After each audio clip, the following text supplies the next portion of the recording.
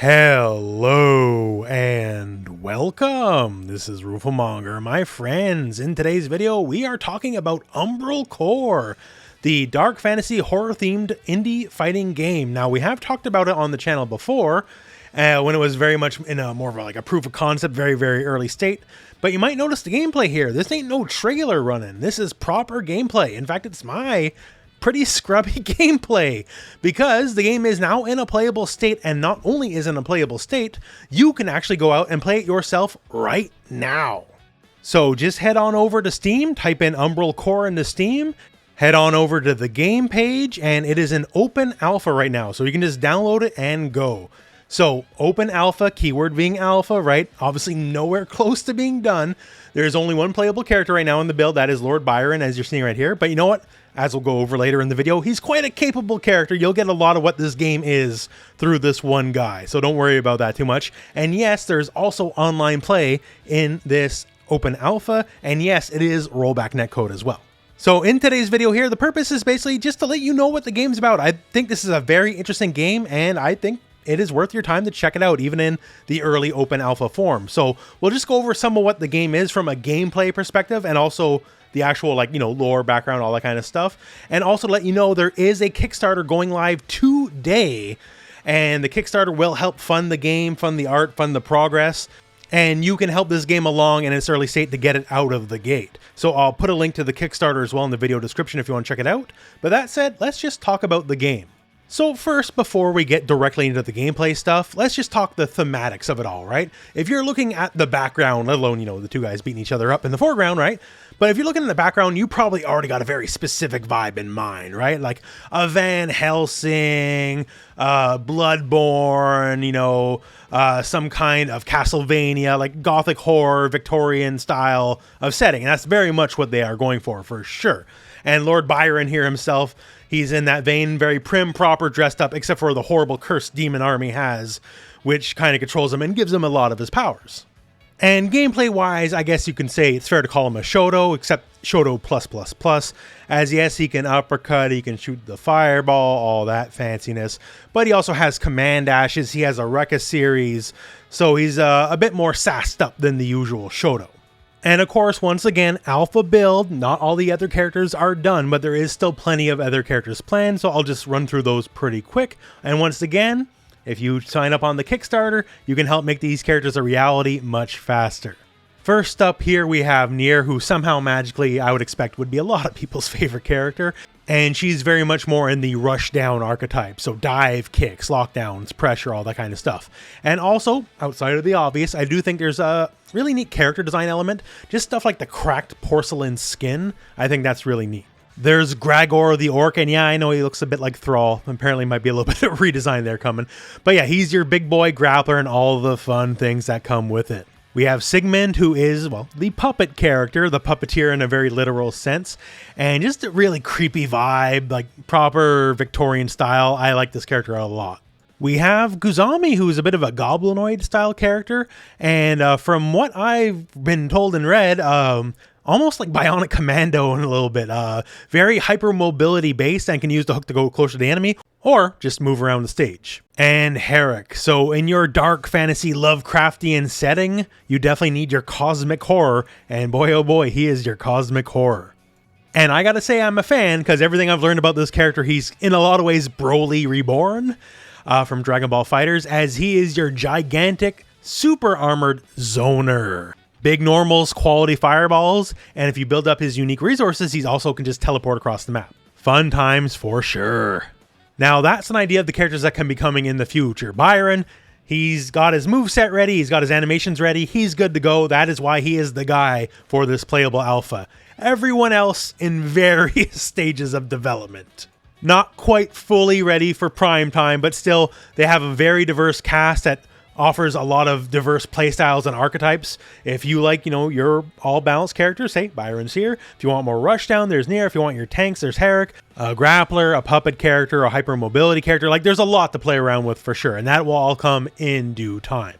And once again, one more time, if you want to help that along, check out the Kickstarter. They did not ask me to shill it like I am right now. I just think this game has a really cool setting, some very interesting designs, and I just want to see it succeed, to be honest. So that all said, now if any of this at all has piqued your interest, well, now let's go on to some of the gameplay so we can learn how the game plays, because I think this is a good playing game.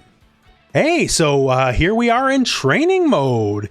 And yes, it's the grid. I know every game has to have the grid. That's just the law at this point, right?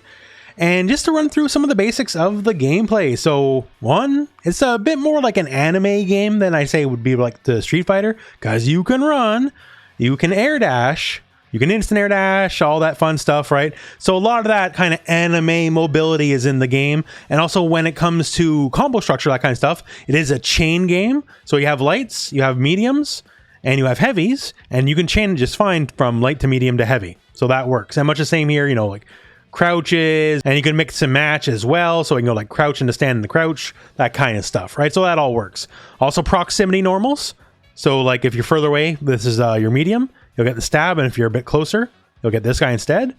And there is auto combos if you want it. You don't have to use them though, but you know, if you just want to mash, if you're new to fighting games, right? Why not? Once again, this is a free alpha, so even if your friends have never played a fighting game before, if you just want to play a couple rounds, at least they can have an auto combo to mash with and have fun, right?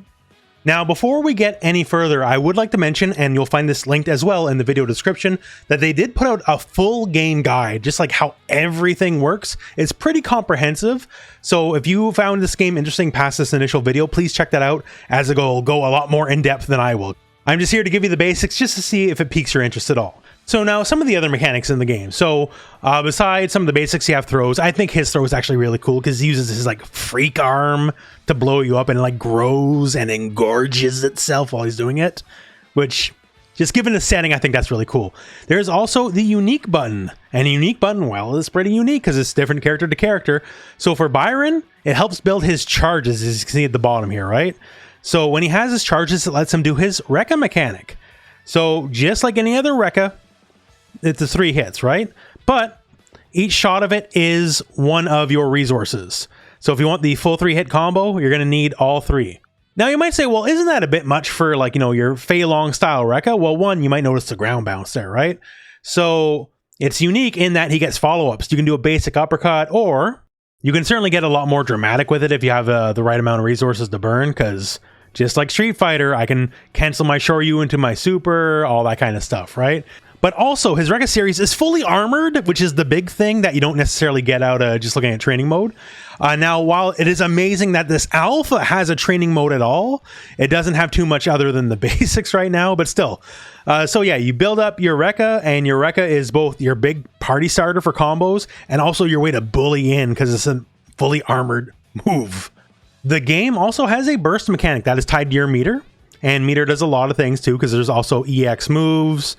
To do a special, you just do a special plus a button. So say your fireball, quarter circle forward light, fireball, quarter circle forward medium, a faster fireball, and quarter circle forward heavy is an EX fireball. It's multi-hitting, has more properties, and you can find that across all sorts of moves that things just have EX properties, right? So meter for EX is good, and also for burst. Burst is a combo extender. You can just follow up with that. It is also an invincible wake up, and it is also your alpha counter, so you can do it while blocking to get out of pressure. So burst is expensive, like it is 2 bars, right? But it gives you the world, and everyone has it. So it is one of those deals where, at the very least for meter, everyone does have a reversal, right? Maybe not everyone has the invincible uppercut, but everyone will always have a reversal to work with, as long as you have the meter. So that's a lot of the basics, but where the game really shines is these red and blue bars you see in the corners. That is your fury and control resources, and they dictate a lot of the neat things about this game. So to put it in an easy way, the red bar is offense, the blue bar is defense. The red bar you build by doing offensive things, and lets you do some very interesting offensive things. One, for a price of 1 bar, and each of these is 2 bars each, you can do a fury cancel. So what this lets you do is cancel specials into other specials for the cost of 1 of those bars. So basically, combo ability and all that, as far as like the free-formedness of it, it's as limited as your imagination, right? So here the basic stuff is I can go for a fireball and fireball into an uppercut. Or conversely, as long as I'm still grounded, I can go for an uppercut into a fireball. It doesn't combo, but you can choose to do whatever you want to do. So just give you an imaginary sequence here. Let's do the old classic crouch medium into fireball, right? It's the certified classic since 1991. Crouch, medium kick into fireball. And we can cancel that fireball thanks to the Fury cancels into his command dash, right? And from there we can do that and then go for his overhead from his command dash. So if you were already blocking low, odds are you probably stay blocking low for the duration of this, right? At least for the first few times you would see this, right? So it's a way to sneak in a dirty overhead. But then, of course, we can also just go a bit more basic, I guess, and just go for like a throw or something like that, right? So it lets you be very inventive on the offense. And that's just a single bar, right? So any special into any other special. That's great. Now for 2 bars, you can enter the Fury install state. And you can see here he's all glowing red and all that fanciness. So one thing is it lets you freely do the Fury cancels while it's up. It doesn't last forever though, as you can see there, right? But while it is up, you can basically get your money's worth because you can definitely get more than 3 cancels in, right? So it is definitely worth the price of admission just on that alone. Also, while it is up, the first hit you do while you're in the install state is a guaranteed counter hit no matter what. Doesn't matter if they actually got countered, it forces the counter hit state and all the shenanigans you can get from that.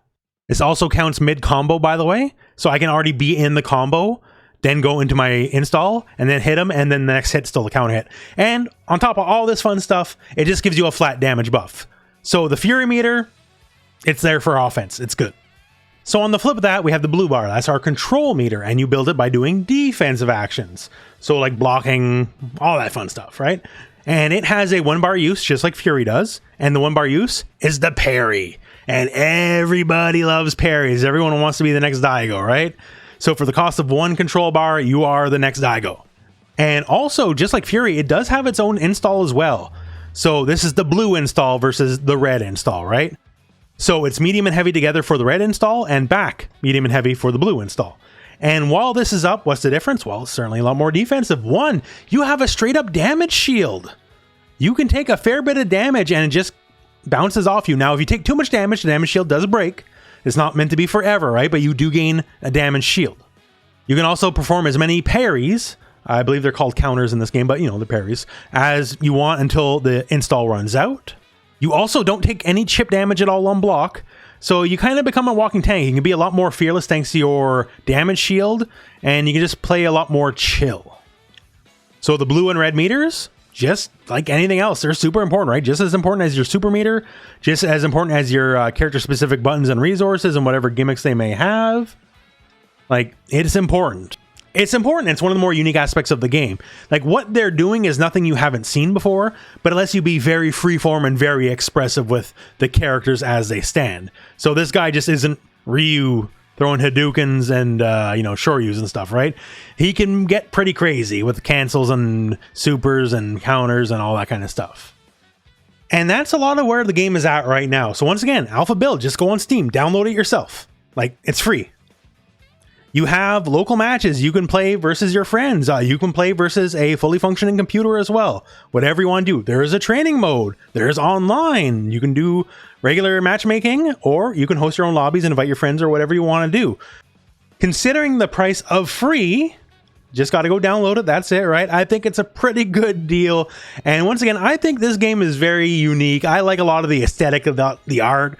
I like where they're going with a lot of the gameplay mechanics. So I hope this game gets to where it needs to be and succeeds, because I just think it's interesting, honestly. So all that said, let me know what you think in the comments. Go try it for yourself. I highly recommend it. And yeah, that's about it for the video. So thank you very much for watching. Hope this video has found you well. And go out and play some Umbral Core.